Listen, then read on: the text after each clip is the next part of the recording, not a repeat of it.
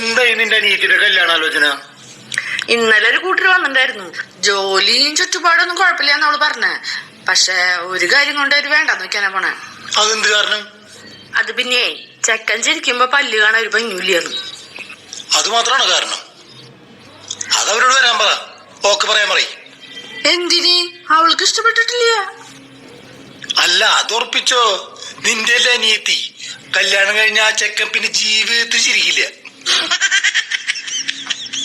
അമ്മേ, ഒരു ചായ. എടുക്കാൻ ചേട്ടാ, നല്ല കുഴപ്പമുണ്ടോ? കഴിക്കോ? കഴിക്കൊരു കുഴപ്പമില്ല. ഒരു കുരുവില്ലല്ലോ, ഒന്നുമില്ല. വികലാംഗയല്ലല്ലോ. അല്ലല്ല. പിന്നെ ഞാൻ ഇട്ട് തരില്ല നിങ്ങൾക്ക് ഒരു ചായ. അമ്മയെ വിളിച്ച് പറയേണ്ട കാര്യമുണ്ടോ? ചേട്ടാ ഒന്നിങ്ങ വന്നേ.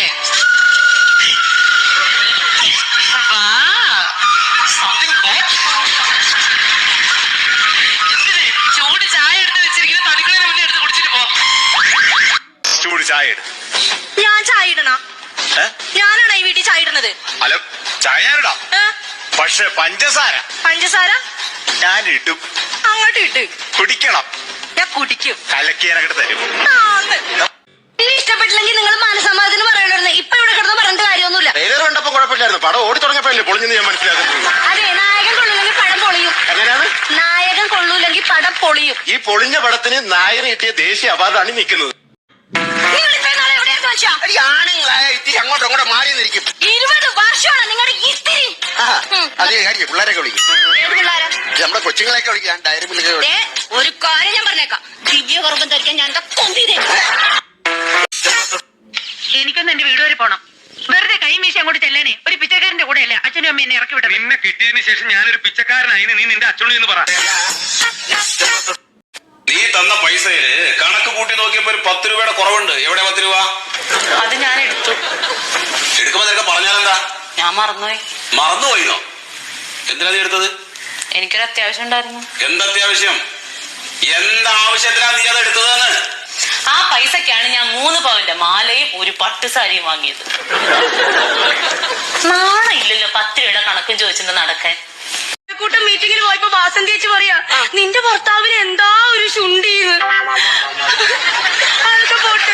പിന്നെ ആ പാൽക്കാരി ലത ചേച്ചി വന്നപ്പോ പറയാ, നിന്റെ ഭർത്താവൊക്കെ ശരി തന്നെ, കാണാനൊക്കെ കൊള്ളാം, പക്ഷെ അങ്ങേരെ ശുണ്ടി. ഏതെങ്കിലും പെണ്ണുങ്ങള് ചേട്ടന്റെ നെഞ്ചത്ത് തലവെച്ച് കിടക്കുന്നുണ്ടോന്ന് അറിയാൻ വേണ്ടിട്ടാ.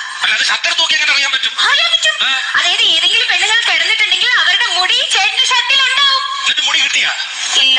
ഇതാണ് പറയുന്നത്. എന്നെ വിശ്വസിക്കാൻ ഞാൻ അങ്ങനത്തെ ഒരാളല്ല. അത് ശരിയാ, വിശ്വസിക്കാം. സത്യം പറ, ഏതാ മുട്ടച്ചി? കാക്കോ, നിങ്ങളുടെ ജീവിതത്തിലെ ഒരിക്കൽ കൂടെ കാണണമെന്നും എന്തെങ്കിലും സംസാരിക്കണമെന്നും തോന്നിയ ആരെങ്കിലും ഉണ്ടോ? ഉണ്ട്. ആരാ? നമ്മുടെ കല്യാണം ഉണ്ടാക്കിയ ബ്രോക്കർ. കാണാൻ മാത്രല്ല, കിട്ടിയാണ്ട് കൊടുക്കും വേണം. ചേട്ടോ, വിശേഷം ഉണ്ട് ഏട്ടാ. അതെനിക്കറിയാടി. ന്യൂ ഇയർ വരാൻ പോവല്ലേ? അതല്ലെന്ന്, ഞാൻ പ്രഗ്നന്റ് ആണെന്ന്. എന്തോ നീ പറയണത്? ഞാൻ നിനക്ക് ഉമ്മ മാത്രമല്ലേ തന്നുള്ളൂ.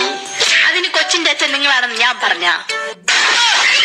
ഞങ്ങള് സ്ത്രീകൾക്ക് കല്യാണം കഴിയുന്ന അറിയിക്കാൻ എന്തൊക്കെയുണ്ടെന്ന് അറിയോ? താലിമാല, കുങ്കുമം. നിങ്ങളുടെ ആണുങ്ങൾക്ക് എന്തല്ലേ?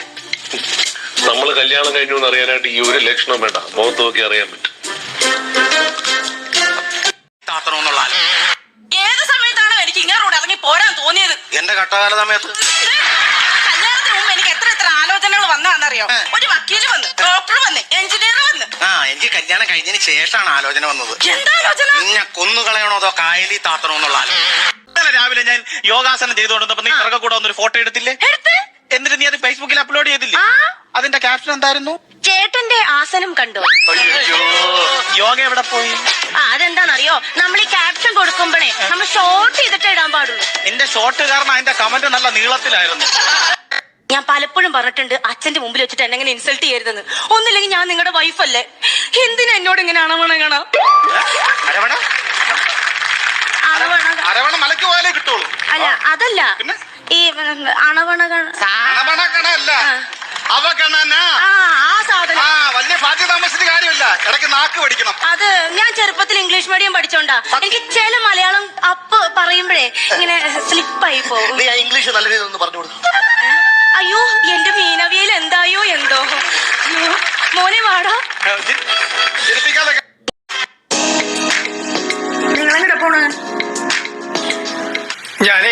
ടെറസിയെ പോയിട്ട് കുറച്ചു നേരം വെയിലോളട്ടെ, വൈറ്റമിൻ ഡി കിട്ടും. നിങ്ങൾക്ക് വൈറ്റമിൻ ഡി തന്നിരുന്ന അവളില്ലേ, അവളെ കെട്ടിയോനെ പട്ടാളത്തിൽ നിന്ന് വന്നിട്ടുണ്ട്. വെറുതെ അങ്ങോട്ട് പോണ്ട, വെടി കിട്ടി മരിക്കും.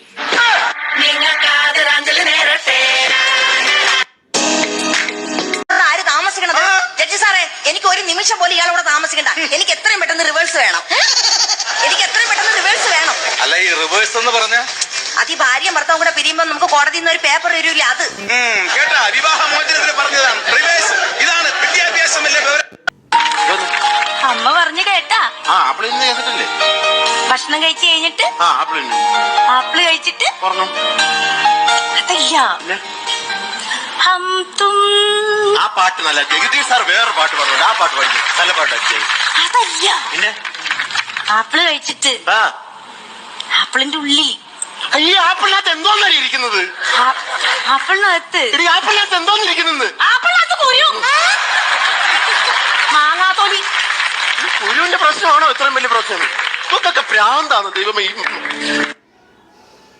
നിങ്ങൾക്ക് ഞാൻ വേണോ നിങ്ങളുടെ അമ്മ വേണോ? നന്നായി. കൊടുക്കാൻ തുണി വേണോ, കഴിക്കാൻ ആഹാരം വേണോ ചോദിക്കുമ്പോലെ ഇതില് തുണി ഏതാ ആഹാരം ഏതാ? നീ എന്റെ ആഹാരമല്ലേ? വെറും ആഹാരമല്ല, നല്ല ഒന്നാം തരം ചിക്കൻ ബിരിയാണി.